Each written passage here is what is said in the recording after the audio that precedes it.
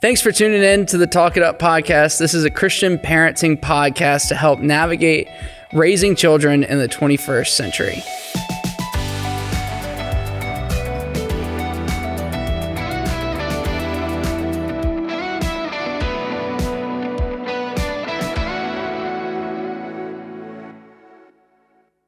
I'm joined today by Andrew Reilly, college pastor at The Refuge down at LSU, and Hannah Wilds, our high school girls lead. Y'all know Hannah. The Hannah Wild. The Hannah Wilds. We are so glad to have y'all here as we tackle this big topic of really preparing our students for college. Working in high school ministry, Hannah and I know the importance of this next step as we gear up and build into pushing our students out of the East Cobb area where we are at Mount Bethel Church. And Andrew, you get to get the kids whenever we hand them off down there in college. Sure do. So Andrew, can you just tell us a little bit about The Refuge and your ministry and your call and a little bit about your story?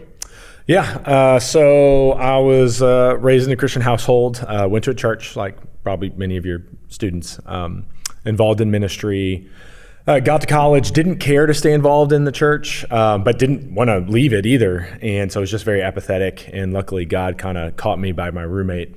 He was someone who got involved in a ministry right away. And so about 3 months in, he invited me to the ministry he was a part of. And thank goodness he did, which was really, really good. And then, so that's when I got back involved in the church and still, had no idea I wanted to be in ministry, like zero clue, like wasn't even on my radar at the time. I went and worked at a camp called Pine Cove, pretty famous over west where we are. And it's funny, that first year, I was just ministering to middle school students, as awkward as they are. And I enjoyed it so much that I couldn't see myself doing anything else. Wow. Like for real. Like I was like, I want to do this with the rest of my life, which is funny. I was in college, I was going into my junior year. I loved my major. It's like, it's not like I didn't enjoy it and I was just looking for anything else. Had a great GPA. I had opportunities, internships. And then, man, I felt God moving my life in a different direction. Yeah. So I pursued that, and long story short, went to seminary for a while, tried to get into camp ministry, that didn't work, and got into college ministry, which was awesome, in old Wichita Falls, Texas. If you know, you know, but you probably don't know. And then ended up getting called back to the church that I was at LSU, that I was in ministry in, that I met my wife in, that I was a leader in, and they asked me to be their college pastor. So that's been really, really fun. Do you want me to talk about Refuge a little bit? Is that? Yeah, tell us about the Refuge is near and dear to my heart. Oh, really? Okay, yeah. Going to Refuge for a few years while I was down at LSU, and that's how I know Andrew. But it's an incredible college ministry. So yeah, just give us a little rundown of what that looks like. Yeah, so the chapel is a unique church. It is literally it is on campus. It is right on the edge of campus. So it's right there. You go down Greek Row, a sorority row, what it's called, at LSU, and then there's our church. It's like literally right there. So LSU rents the parking lot, right? So they lease it. Yeah, we don't even own the parking lot. Yeah. Like we have no rights to it. We can't block it off. We can't use it. If all the students park there, like we just can't say anything. So we lease the building. We leased it for 100 years, 50 years ago, for $10 a year. LSU gave us that land, let us build on it. I didn't know that. And there was a church that just renewed the lease, and they said, why don't we just make this indefinite? And they just got rid of a number. So we think we're there to stay. It's a tiny plot of land. We're landlocked. We can't grow, but it's such an awesome location. Yeah. And it's right there. And so just they started it with the hope of reaching college students. Yeah. And so in 2002, they started The Refuge. The current pastor actually was the college pastor, Pastor Kevin McKee.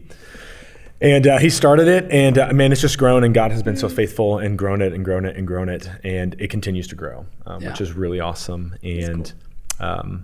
That's it. It's a small church, but God is using it to do incredible things. The number of missionaries this one church sends out is incredible. The number of college students that go help church plants around the country is astounding. Like God has been so faithful with this little plot of land. Yeah, small but mighty. Small but mighty. Yeah, that's awesome. But it's been really cool.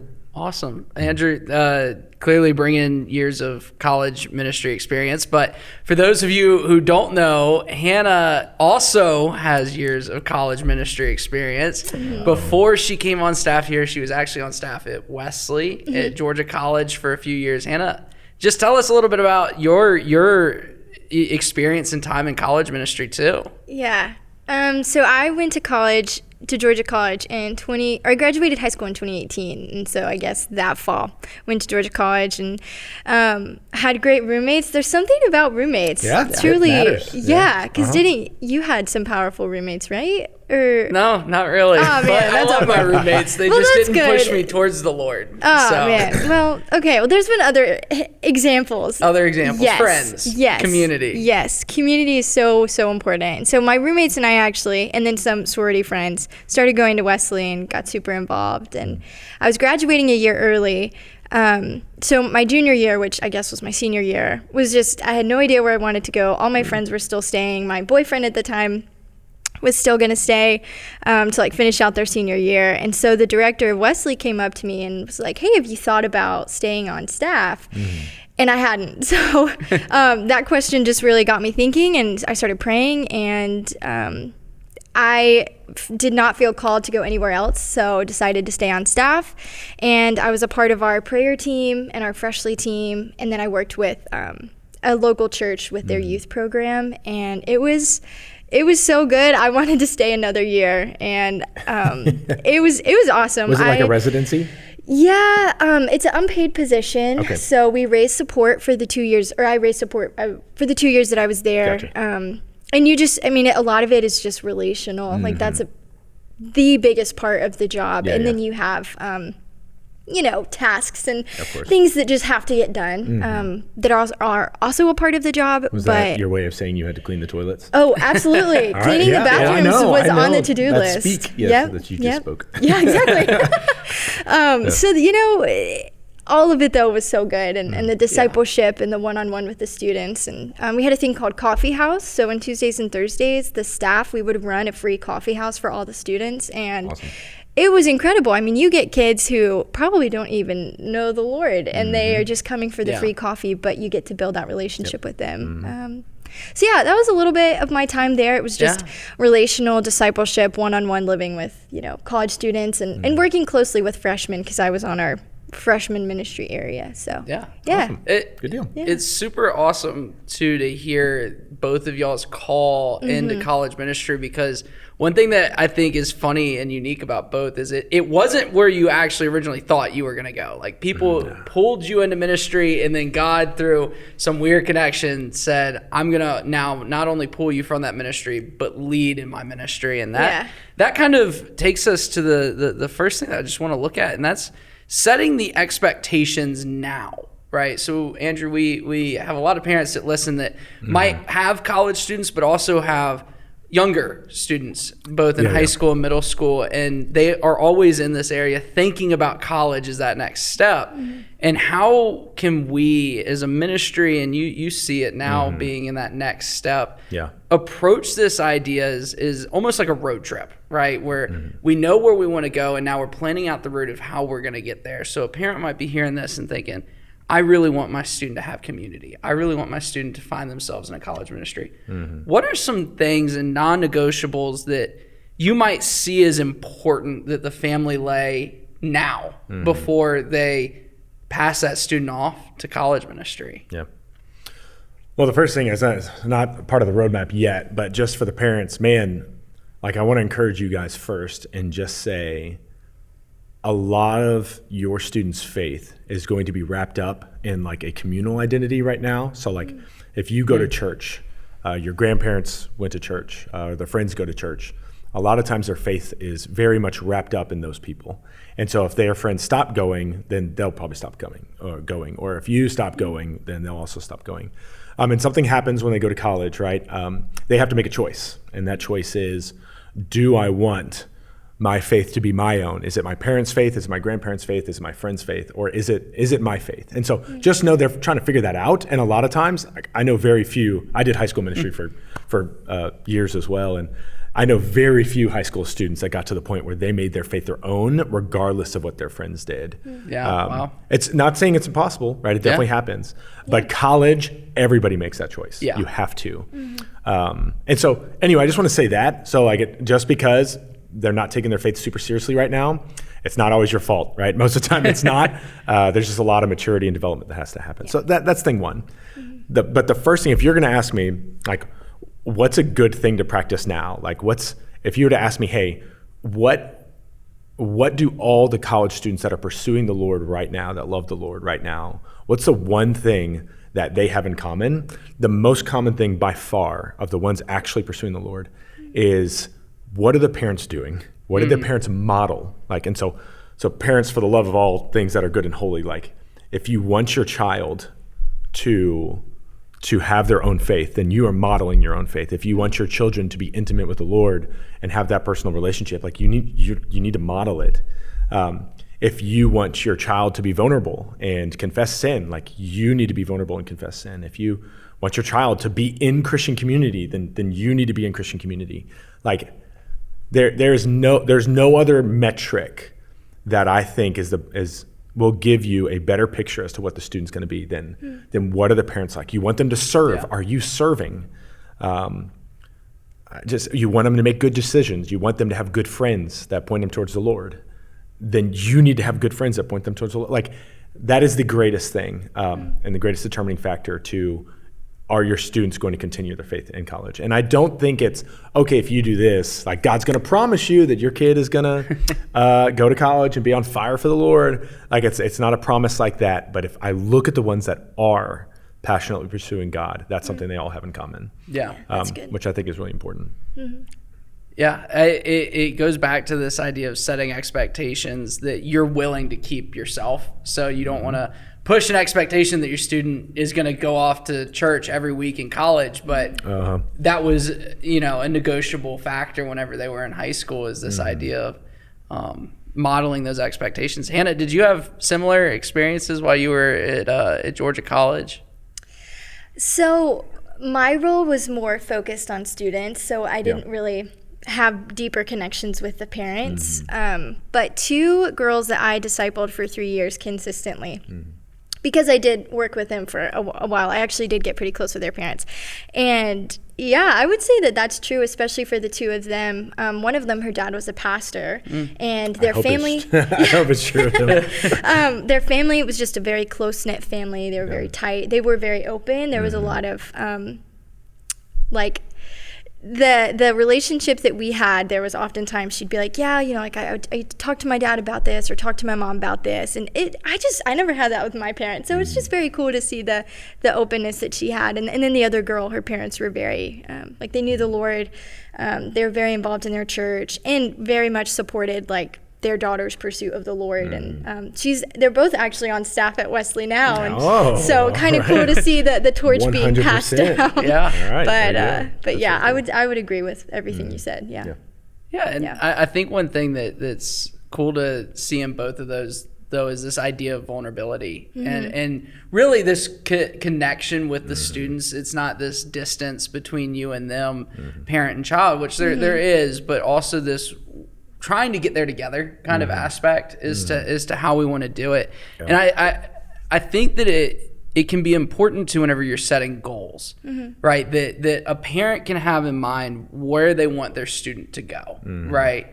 But is that lining up with where the student wants to go as well? And I think y'all might agree on this, but it's important to invite the student into that conversation, right? Let's sit down, let's talk about, is where you want to go and where we see you going, is it going to line up with Scripture and the Lord, but also is it going to lead you on a path of success and hope, and how you might be able to approach those conversations. Andrew, you have kids, and 3 of them, and they are the sweetest. Pretty fantastic. But I'm sure that you have experience in setting expectations in the house and being open and communicative with them. How do you see that working in your family, but also in other areas, is that open communication between parent and student? Oh man, you got to start young. So we're going to talk, if you didn't start young, we'll talk about that later. But But if you have the opportunity to start as young as you can, the things I do with my kids now, they're 9, 7, and 5, and I do something called question night, and it is my favorite thing to do with my children. And what question night is, it is they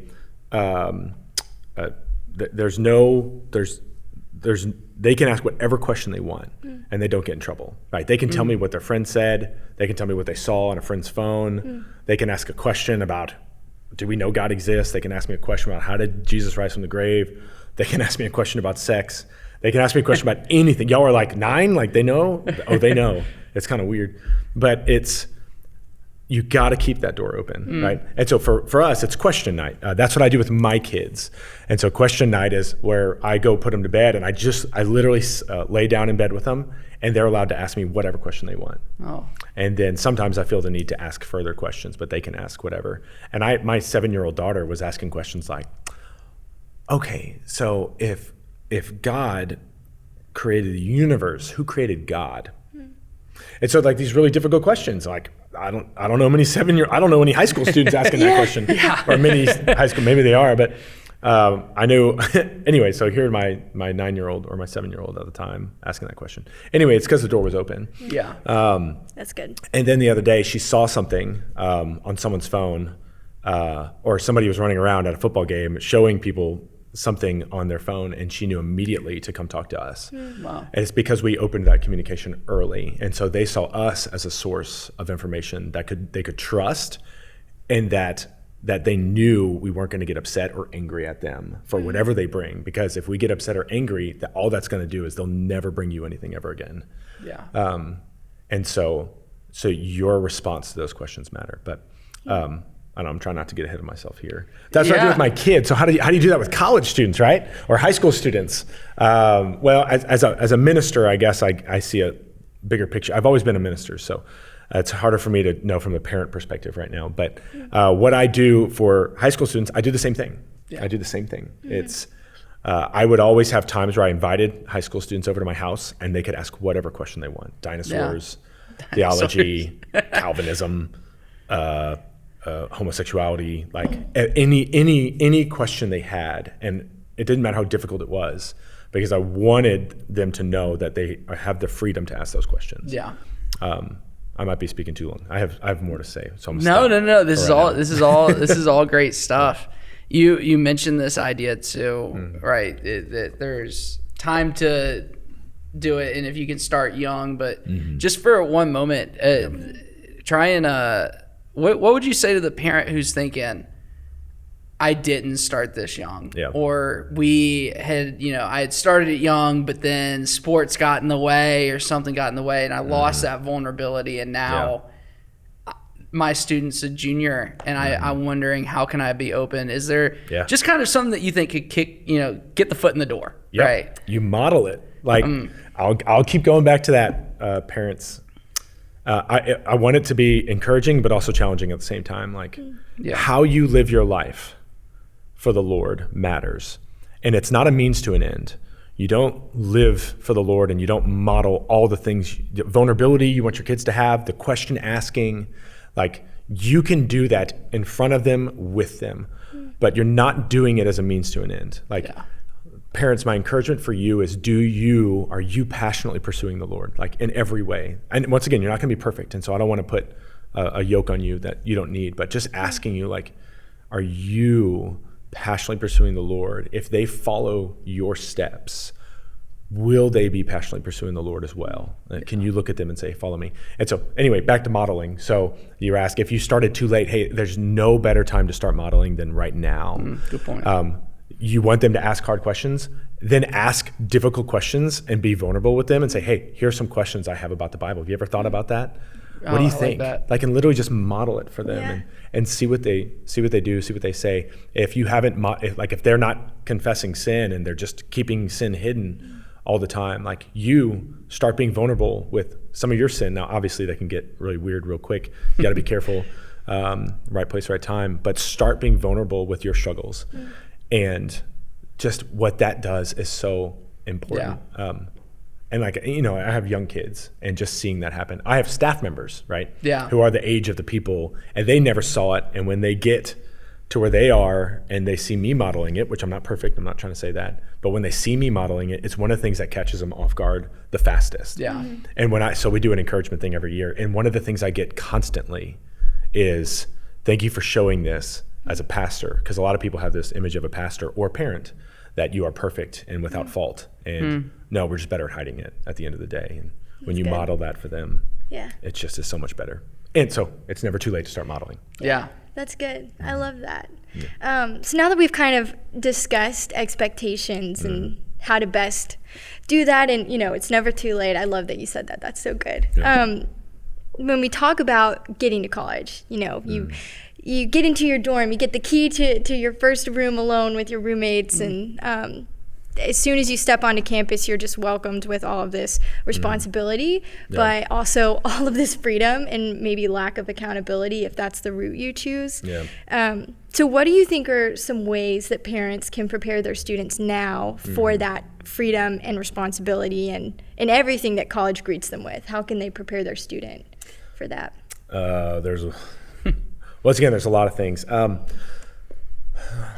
I'd say the first thing that you want to do is you want to express to them the reality of what their life now is not disconnected from who they're going to be when they're 25, 30, 35, 40, 45. 50. Yeah, that's good. And I think, and you know, high school students, what does Proverbs say? The glory of the young is their strength, right? Yeah. It's just, I'm around forever. I've got all the energy. I can do whatever I want, and I'll figure it out later. And it's there, right? You can never take that away from people who are young, right? It's just impossible. But you want them to know that the things you're practicing now are directly correlated to who you're going to be when you're 20, when you're 25, right? And then so on. They can't think past that much. So, but letting them know that the sin that you start now and start participating in right now with freedom, that's what you're going to be struggling with when you're 20, 25, 30, and depending on when you start fighting it, is how difficult it is to fight it. So the people that don't start when it comes to sin, right? Let's just go with sin first. When it comes to not starting it, those people struggle with it way less when they get to 20, 25, 30. Way less. Why? Because they never started that. And so you're letting them know, hey, look, if you actually do start doing this, and you're just being real with them, right? You're not trying to hit them in the head with the Bible. You're just saying, hey, what you choose now has consequences for the rest of your life. If you want to start and you make that choice to start, just know that in a couple years, you might want to stop and you're not going to be able to. Yeah. Right. So that's like the negative side, right? There's a positive side to this as well. Okay.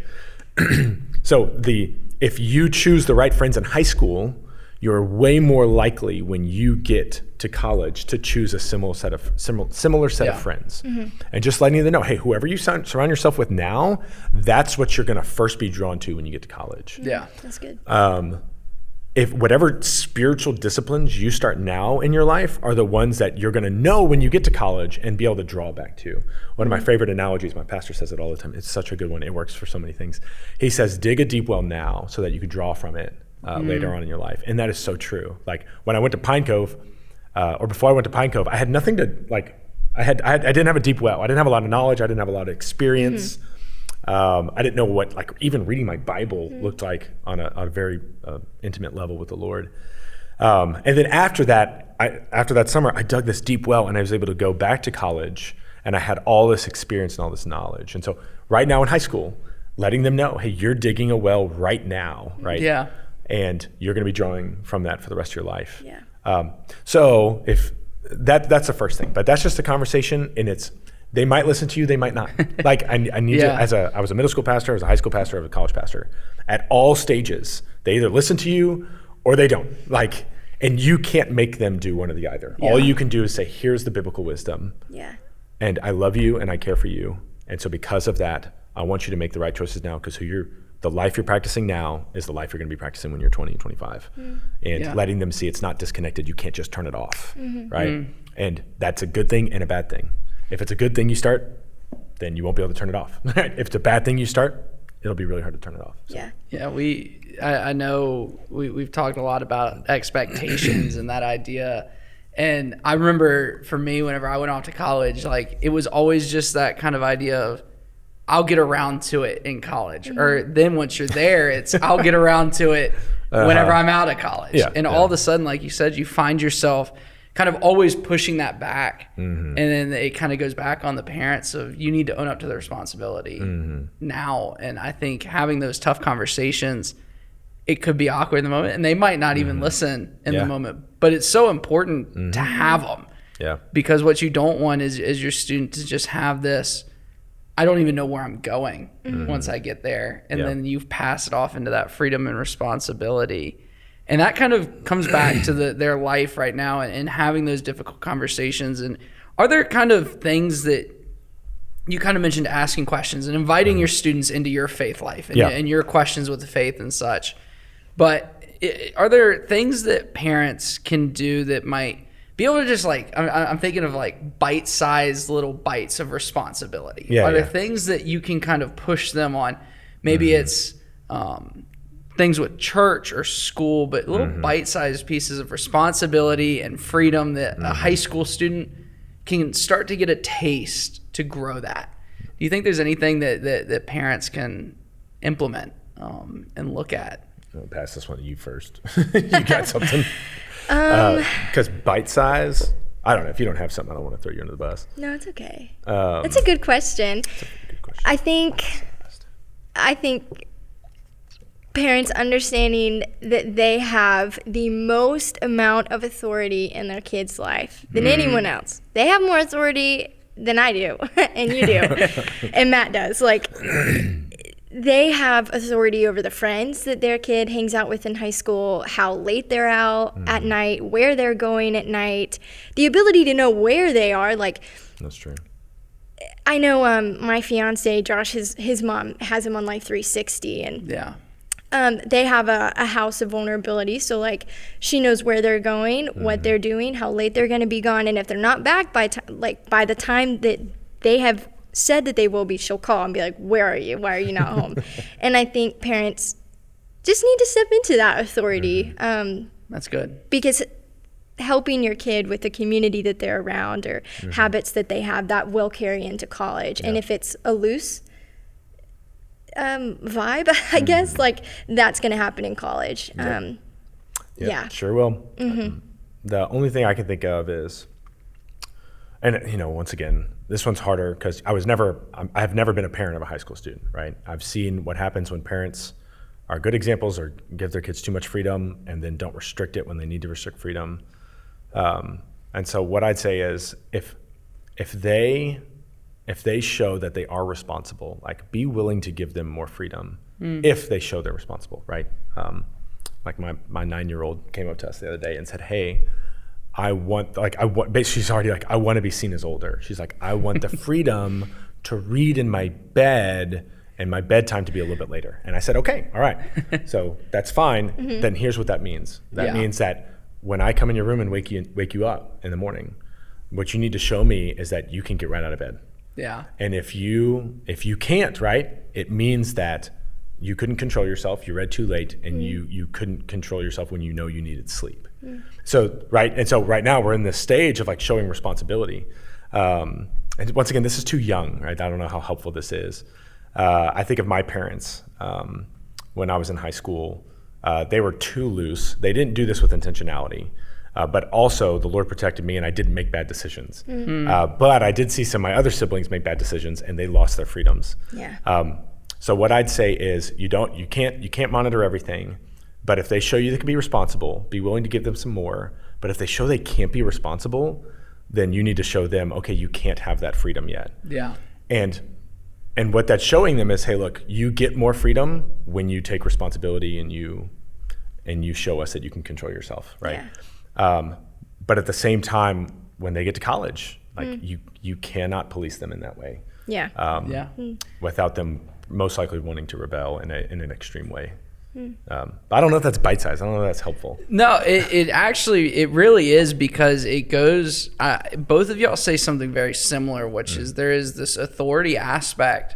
It's this balancing act for a lot of parents, right? You want to have that parental authority, right? And that's biblical, right? Keeping control of your household, I think, is super important, and that's a God-ordained command over the parent, but also this idea of shepherding them on life to make sure. I think about Psalm 23 and how it describes the Lord, where he sets boundary lines for us in pleasant places. I think the role of the parent in the family is very similar, which is you're setting boundary lines, and like you said, you're working towards that freedom, which is so important. Can I say something here too? Yeah. Like, if you're, and this is a point I wanted to make just in the last portion, but like, and this is so important. When you want to tell your child and you want to put a restriction on them in some way, like, it goes so far when you also put that restriction on yourself. One of my favorite things that I watched a parent do with their high school student, and the high school student was someone that I kind of saw them going down the wrong track. And after this, like, their trust to the parent like increased significantly. Instagram was obviously huge, and it still is a battle now. Like, when can you get it? When should you give it to your kid? Whatever. Yeah. And these parents so badly didn't want their kids to get on it because all the statistics coming out are just absolutely miserable for social media, that they said, hey, look, even though I don't struggle with the things on Instagram that your generation does, I'm going to make the rule you can't have it, but here's what I'm going to do. I'm going to take it off my phone as well. Like, I'm not going to have it. I'll delete my account. And sure enough, the kid was like, no, you won't. And they said, I will. And they deleted their account right then and there and said, I'm willing to lose my freedom to show you what freedom can look like. And I was like blown away by that concept. Yeah. And that's what continues to bring me back to this concept of, like, you have to be willing to show them what that looks like. You have to be willing to show them self-awareness. You have to be able to, like, if you're going to restrict their freedom for some reason, like enter into that with them in some way.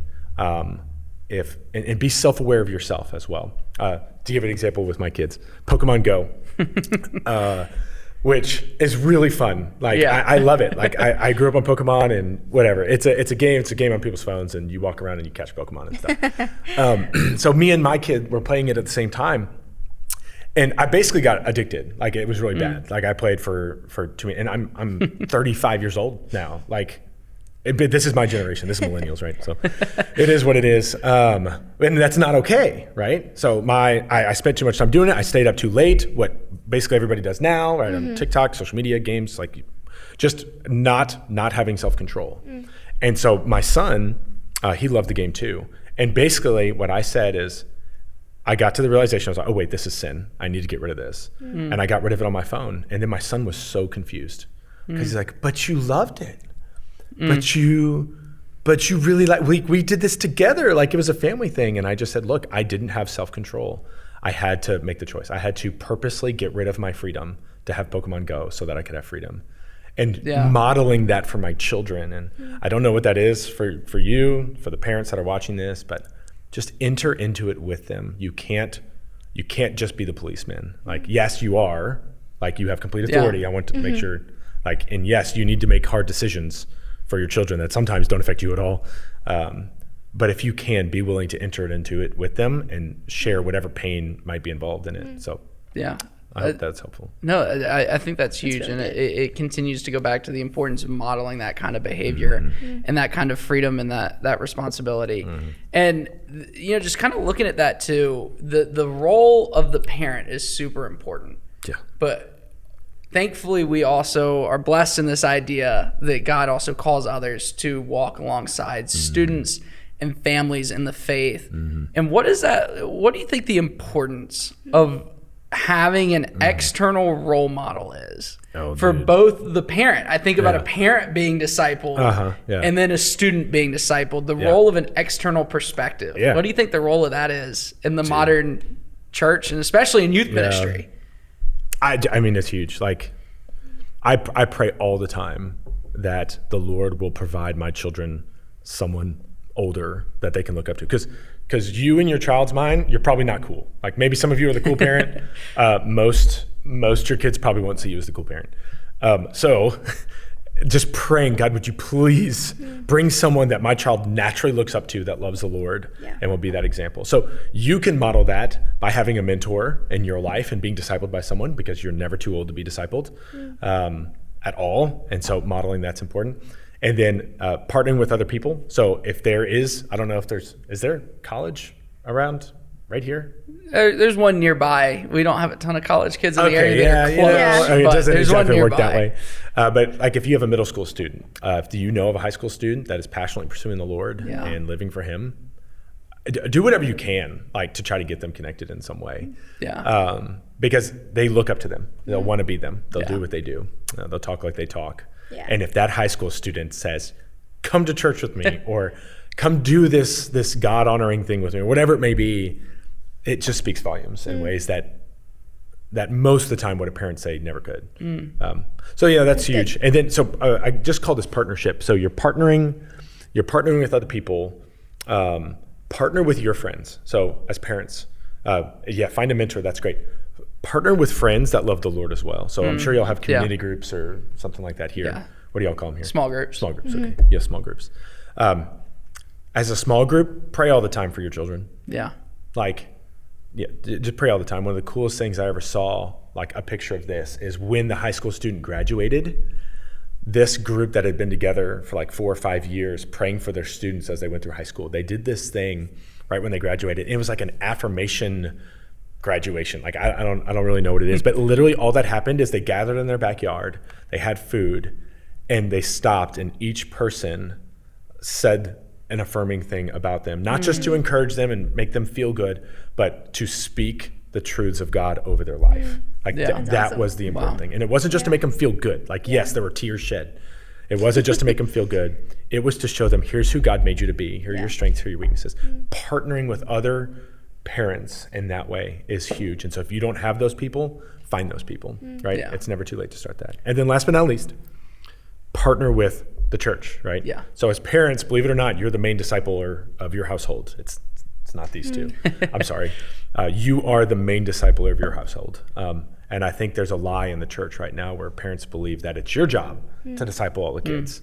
It's impossible, right? That's a job no good. You can shepherd them, you can teach them, you can train them, you can rebuke them, right? Yeah. But at the end of the day, it is the parent's responsibility as the main discipler of the children. And so, but what that means is parents partner with them, right? You're partnering with them. So they are coming alongside you to help out. So if your son or your daughter has a sin struggle, like, as long as it's okay with the child, like reach out to them for help. Like you're partnering with them. I had a mom called me in the airport today about one of their children who's struggling with sin. Wow. And just like how that partnership, we are both aligned together, praying for him and looking for practical solutions to help this person fight this certain sin in their life. That's So good. So those 3 levels of partnership I see are really, really important as far as structure. In partnership too, it establishes this. I think about the scheme of the enemy, and he wants nothing more than to isolate, right? And if he can just strip your community away. Hannah, you worked with freshmen, and you kind of got to see that idea of isolation. You step into a new area, a new place of freedom and responsibility, yet there's also one thing that I noticed freshman year in college is there's also this really resounding sense of loneliness that a student might be experiencing for the first time.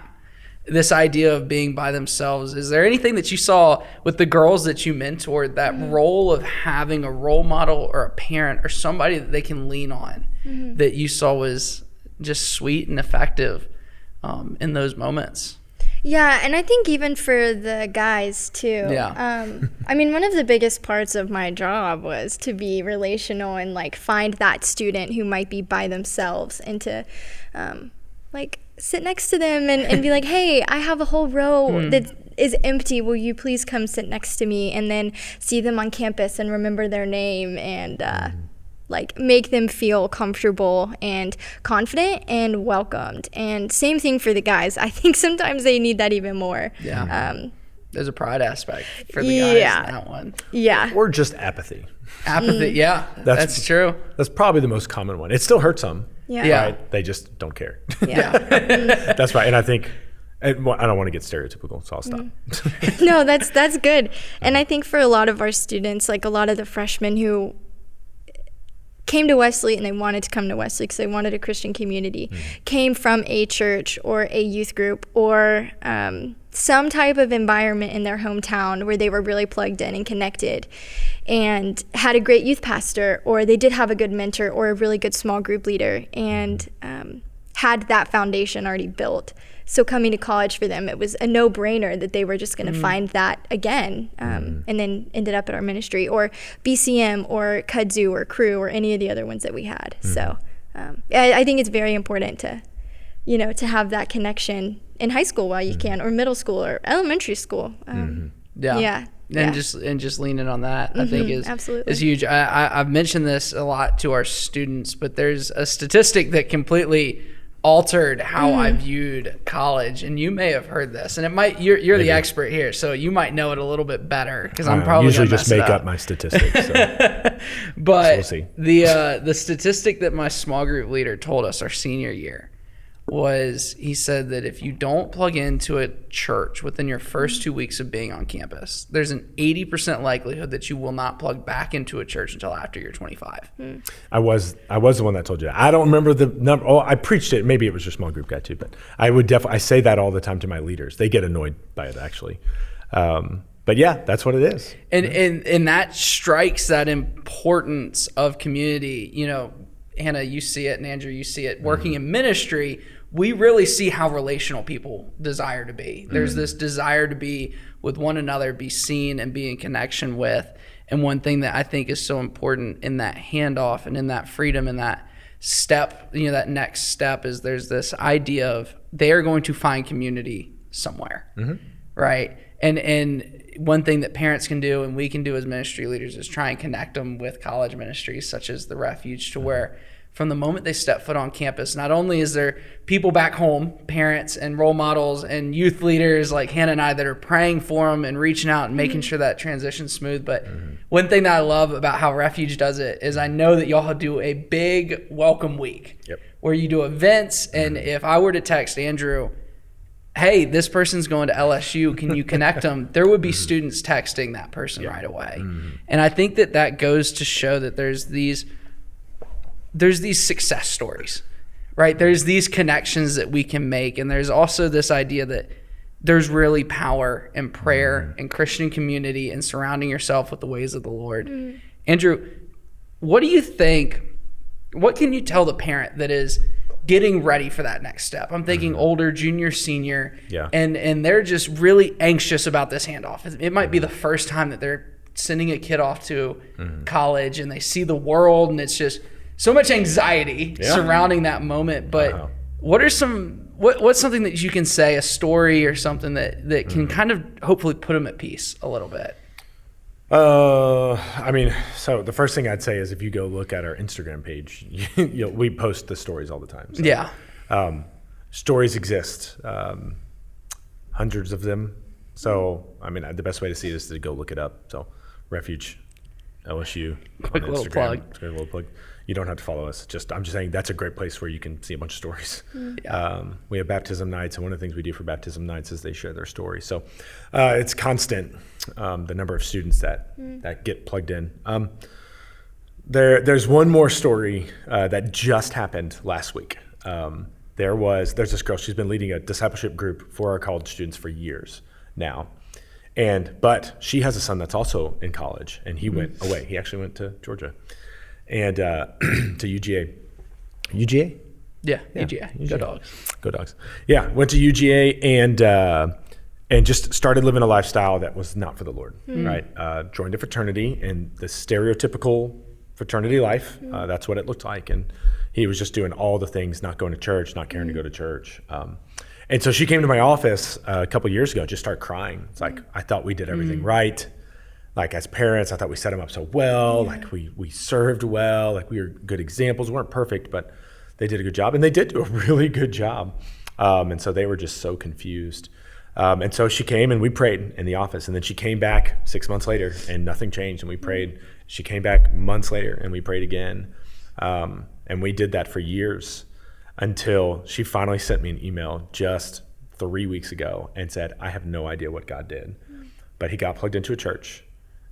He's dropping his fraternity, which isn't always what you have to do, but he needed to do it. and he's getting baptized. That's awesome. So once again, that's not everybody's story. But all I want to say is you have no clue what God's going to do. Like you just don't. Yeah. And so there's hope. There's always hope. And so we have faith that God is a good God, and that he can change our children when we hand them off. Yeah. Sometimes it requires a lot of pain on the student's behalf, or the parents, and sometimes it doesn't. And it all depends on your child, right? Sometimes they have to experience hardship, experience what I said earlier, right? What you're practicing now, you're going to be dealing with for the rest of your life in some way. And some of them are seeing the pain that their lifestyle is causing. But luckily, God is using that pain to draw them back to him because they know something's wrong. They know something's wrong, especially when they were raised in the way of the Lord. They know something's wrong. They know something's wrong. Yeah. And then, like you said, what happens to half the people that stop going to church? They come back because they know something was wrong. Yeah. So I don't know if you said that, but of the 80% that drop, half of them eventually come back once they have kids. There's Because the they're other like, statistic, someone needs to fix my child. Someone needs to fix it. And so the church is the child fixer, and that's kind of how it works. But yeah, that's one story of many. That's an awesome story. Wow. That's very encouraging. And I feel like so. for that mom, I can't imagine the prayers, the tears. Yep. All the tears, all the Gosh, yeah. So for any parent who might be in that same position, or maybe potentially could see being in that same position, what encouragement or practical things would you give them to truly trust and rely on the Lord in that kind of situation? Well, if you want to trust in the Lord, you pray to him and say, hey, look, I put this in your hands.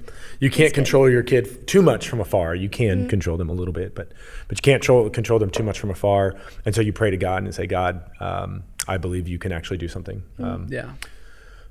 Just prayer is actually effective. I heard someone preach recently, and it's such a good point. It was this idea of if you don't pray for your child or you don't pray for something, you are purposely limiting the effectiveness of something, right? Wow. Which is like crazy because if prayer literally changes things, it's not like it changes things from God's perspective. He knew from eternity past you were going to pray that prayer, right? But if prayer literally changes things, then you are purposely limiting what can happen in your child's life by not petitioning the Lord. So that's just step one, always step one. Yeah. And I've gotten better as I've gotten older. Like if I said that 5 years ago, I would have been such a hypocrite. But now that I have kids of my own, I'm like, oh, Lord, please, please, I need you. So that would be the first thing I do. Second thing, open up the doors of communication. So what this mom did specifically was when she could, right? She would talk to him as much as she could, not just about, hey, you need to do better, you need to try this. She would just talk to him. She kept the relationship open. She talked to him about his week, about school, about girls, about maybe some things he should have been doing on the weekend. And then she would have a short time because she wanted him to know that she loved him, that she wants what's best for him. So that did two things. One, it means that wasn't the only thing they talked about, was how can you be better, right? It was no, I care for your soul. So let me know you as a whole. And then, but because she loved him, she also would have times of encouragement or rebuke, right? Gentle rebuke towards their child of like, hey, look, just so you know, I believe that if you continue this path, it's only going to lead to more heartache, right? You've shared with me your grades are suffering. You've shared with me the pain of that relationship with that girl, all because of sin in your life. And I love you too much to just not say anything. So if you ever want to stop, I'm here to help you. And that's what she did for years. Wow. And eventually he was like, yeah, she's right. Yeah. Wow. So that would be another one, is keep the doors of communication open. Yeah. And then, man, you just pray to God that the teaching, the things you've showed him will eventually take root. So Yeah. Yeah. That's good. So kind of just going back to what you just said in your first point, Yeah. what does it look like to pray for your child? And why would you think that that's important? Oh, okay. Well, if you were asking me specifically, how do I pray for my children and how I would encourage parents to pray for their children. Number one, first of all, thank God that you have kids. Like they are a blessing. So let me go ahead and say that now. I know some of you don't feel that way all the time. Bible calls them a blessing. God calls them a blessing. The first Great Commission was for us to have lots of kids and fill the earth. Like that's God's purpose, and children are part of that. So see your kids as a blessing. Do your best. Like you can't just change it, but pray, hey, God, would you allow me to see my kids as a blessing? Because that's what you said they are. So see them even in the hardship, like they're a blessing. This is a great thing to just have children in that way, not to be happy for the hardship in that way. But that'd be the first thing I pray for. The second thing, pray that they find Christian friends like as soon as possible. Yeah. That's good. That statistic on the first, I always thought it was the first month. Honestly, I need to look it up again. I've probably changed it over the years. I was going to say, it's been so many years since I've heard it. It sounds good. It is. It's legitimate. I don't know what the actual numbers are. But like if they find Christian friends from the get-go, which who they cared about in high school actually plays into that. But if they can find them right away, it changes the game immediately. Because that means that that's who they're surrounding themselves by. Yeah. Because who they surround themselves by is who they're going to be, right? Yeah. And so if you surround yourself with people that are doing all the things they shouldn't be doing, that's what they're going to be, right? Show me who your friends are, and I'll show you who you'll be in a couple of years, because they'll always lead you that way. Yeah. So pray that they find Christian community immediately. And then there's a verse that is very encouraging to lots of parents: is train them up in the way that they should go. It's a proverb: train them up in the way they should go, and it will never leave them. And there's something so real about that. That when you show them a life with God, you show them the peace that comes from a life with God. When you have that, it like they see it, and even though they might be living a lifestyle of sin and getting temporary pleasure from it, they still always feel something's wrong. And I think it's because that promise of the Lord, that what they know will never leave them ultimately, even if things don't change. So pray that would be true in their life. I would pray those three things. Let's see. Oh, I have a fourth. Pray that they would find fulfillment in God alone. And this is a challenge for you too, parents. You might be praying that they might succeed in school, that they might find a spouse, that they might get a good job, that they take those things seriously and work hard. None of those things are bad, but pray first that they find their fulfillment of God before all these things. Like if I had a choice between my child living in poverty or having a robust, fantastic relationship with the Lord, and y'all may disagree with this, but I'm to this place now. I would rather them have their relationship with God than them have a great paycheck every week. And I think biblically speaking, that's the challenge too, is to find your joy in the Lord. And God he's better than anything else you can have in this life. And praying that over my child. And same thing, am I modeling that for my child? Like, is that really what I feel? Like, would I be willing to have a robust relationship with the Lord and count everything else as like trash compared to knowing him more? Sometimes, sometimes no. And, but always moving towards that and modeling it. No, I think that's huge. And it kind of brings up this point too, that I've seen, and Hannah, I'm sure that you've seen too, and Andrew being in college ministry, I don't know that you could see it anymore, is oftentimes people associate godly success with the American dream, right? And it's like, if I'm making this paycheck, if I have this promotion, if my kids are here, if they're in this club, if they're playing this sport, if they're doing this, then the blessing of the Lord is on me. But if I don't, then the blessing of the Lord is not with me. And I think that we can impose that on students, and it comes back to, I love your idea of you have to model that. Is that what you're after, right? Is that what you're showing them? Am I really after this fulfillment from the Lord? And it's so important, because as they step into that next phase, if their goal is to just get this big paycheck, then a kid who might not be academically driven, I talked about this even before we started recording, but like Garrett was never going to be an astronaut scientist person. What? Come on, if man. you know me, like, don't sell yourself short, Garrett. That is you could not, be on the ISS right now. Maybe a whole different path that the Lord could have taken me. But I was never this straight A student. But if all I could think of was a successful life in my mind is to have my name on some plaque at NASA or have this massive paycheck that's coming in, then decisions that I'm going to make in college, those expectations is where I'm going to be going. We go back to that roadmap idea. So it's also if students build up this unholy expectation of college where I just go off to college and it's the Wild West and I can do whatever I want and indulge in anything that I want, then, I mean, you see it. That does not typically work out well for the student in college. It never works out well. It doesn't work out well for anybody. Not without pain. Not without pain. Not without pain. And that kind of, that idea is so important. Is that what you're modeling? Are you after the Lord? Is that who you're seeking to fulfill? And I think that's huge, laying out that foundation now. If a student sees, my dad has this great job, but he cares so much about his small group that he is willing to stop everything, or he cares so much about his family that he's willing to stop everything. He cares so much about the Lord that he's going to go to the altar every Sunday and he's going to pray.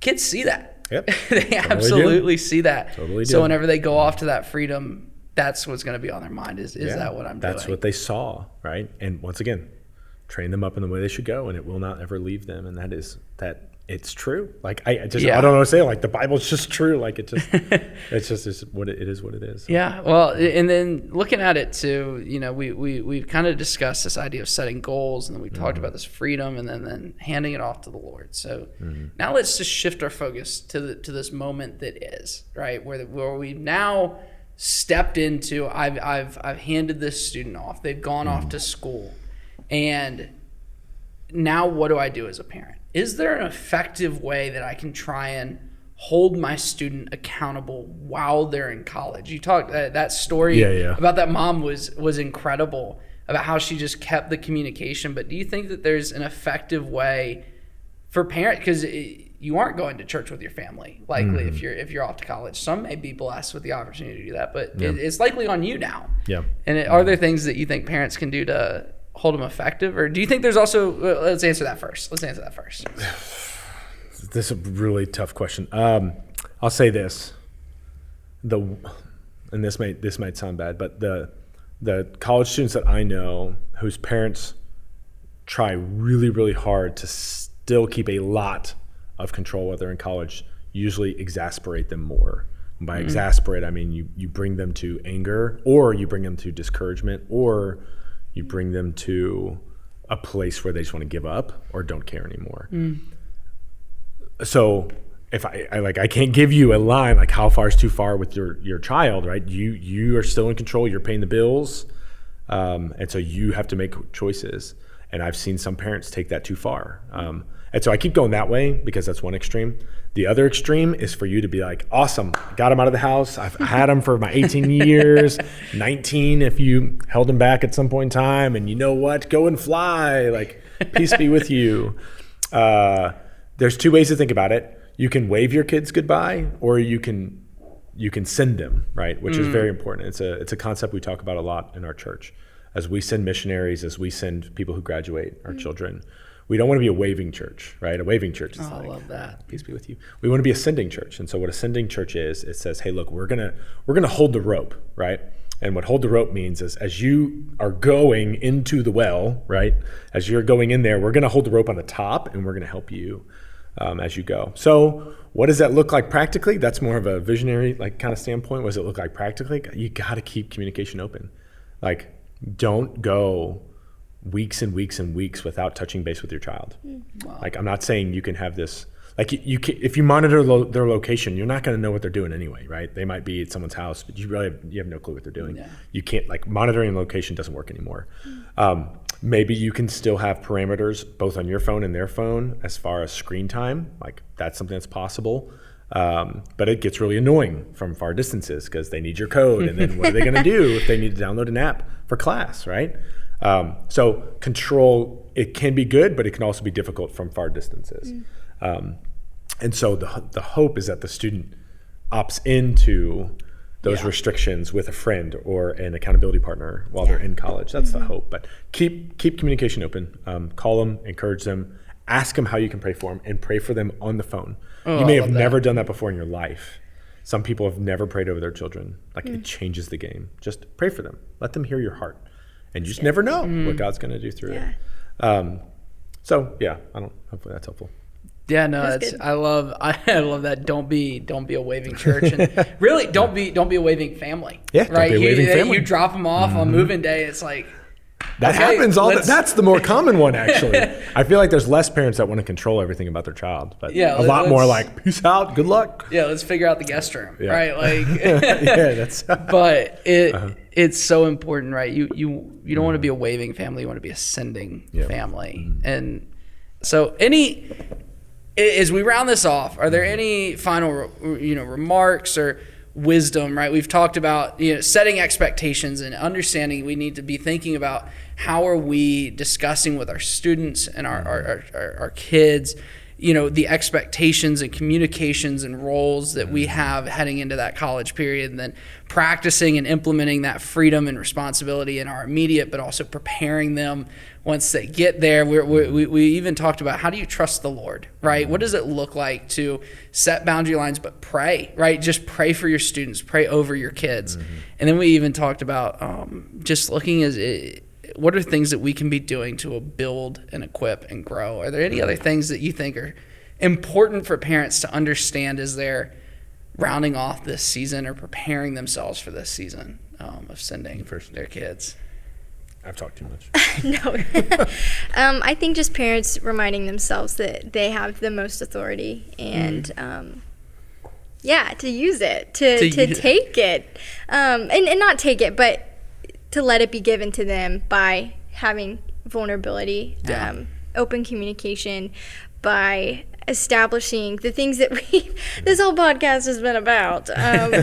Just really creating like that relationship of trust and discipleship with their student, because they have the most authority and the most influence than anyone else will have. And that is true. It's biblical. That is how the family unit has been designed by the Lord. And it's not a bad thing. It's not a scary thing. Yeah. It's a true thing. And I think just parents need to be confident in that and step into that. Yeah. Go for it. Yeah. 2 closing remarks. Parents, it starts with you. Everything starts with you. So whoever you want your child to be, is that what you're modeling? Is that what you're working towards? Is that what you're praying towards? Not that you're going to be perfect. Don't leave this podcast thinking anybody's trying to make you perfect. It's not possible. But you have to do some soul searching for yourself, as I have myself. So it starts with you. The second thing I want to say, because if you're watching this podcast and you made it this far, chances are you really are invested in your kid's life, or you're desperate. Not really sure which one it is. Maybe a little bit of both. But if you're watching this podcast, you're probably someone who's been you've been modeling a Christian life in some way, right? You want something good for your children. There is a chance that your child could be called to ministry. And this is one of those things that I care a lot about, because I see in college, it's when people they take their faith as their own, and they begin to ask the question, what should I do with my life? And there are so many college students that come to me, and they have the character of someone that should be in ministry. They're willing to go in ministry, and they're eager to go into ministry, as in, I want to do that more than I want to do whatever else I came to college for. The thing that stops them the most from going into ministry, as people that should go into ministry, not everybody's student should, but the thing that stops them the most is their parents. It's their parents' desire for them not to follow the Lord in an extreme way, but it's their desire of the parents for their kids to have a good paycheck, to have a comfortable life, and whatever your dream for them may be. And my encouragement is just, if you have a child that comes to you and says, I think I might want to be in ministry, and they should be in ministry, right? As in, they have the character, they have the willingness, they have the eagerness. Then let them. Don't say no for them. It might be hard for you, for your child to think, okay, well, are they going to have to support raise? Are they going to make enough money? How are they going to support a family? Are they going to be able to send their kids to college? Like weddings, like how are they going to pay for weddings for their children? I know all those things are running through your mind, because that's what runs through my mind as a pastor. Don't be their no. Don't be their no. Don't discourage them from going into ministry. If that's where God is leading them, then it is far greater than any plan you have for their life. And so that's my encouragement to you. And if God brings them that way, be by their side when it comes to that. So. Yeah, I mean, that goes back into that idea that we touched on earlier, is the fulfillment of the Lord truly what we're after, right? And if it is, then those who receive the call, I mean, you'll never be satisfied unless you're there. And I think that's so important, and that goes back to modeling. parent modeling. So Andrew, thanks Yes. for being here and Thanks, man. sharing your wisdom with us. If you want to find out more, Andrew is the college pastor at The Refuge at LSU. I think that's refugelsu.net. .com. .com. We got .com, dude. Come on. They now. got .com. We don't play. Or on Instagram. They do a great job with social media, but if you want to find out more, I'm sure that he would love to chat with you or his team. They do an awesome job down there. And Hannah, Thanks, man. as always, we're here. Hannah and I are here at Mount Bethel to help y'all in this process as high school leaders. Obviously, we are thinking about how can we not just be a waving ministry, right, Andrew? I'm not here to just good luck and wave See and you send them later. off, but rather how can we make sure that handoff's good, but also following up Yep. and doing what we can to help. Well, And y'all can't do it by yourselves. and we can't So do it by parents, ourselves. like, it's more on you than it is on these two. So it's a daunting task, but thankfully we have a God who's gracious and able. So Amen. thank y'all for being here, and Yeah. parents, thanks for tuning in. If you have more questions or want to know more about this idea or want to get in contact with any of us, you can find out more on our website at Mount Bethel. We have resources for this next stage, but maybe you're thinking I have a middle school student or even an elementary school student, but you want to start practicing this now. There's never too early and there's never too late to chase after the Lord, and we want to be there to help y'all. You can go to our website, you can find out how to contact us, and there we'll also have more resources, more episodes to the podcast, and other things that will be able to help you navigate this parenting of the 21st century. We hope that y'all will reach out, and we hope that y'all have a great rest of your day.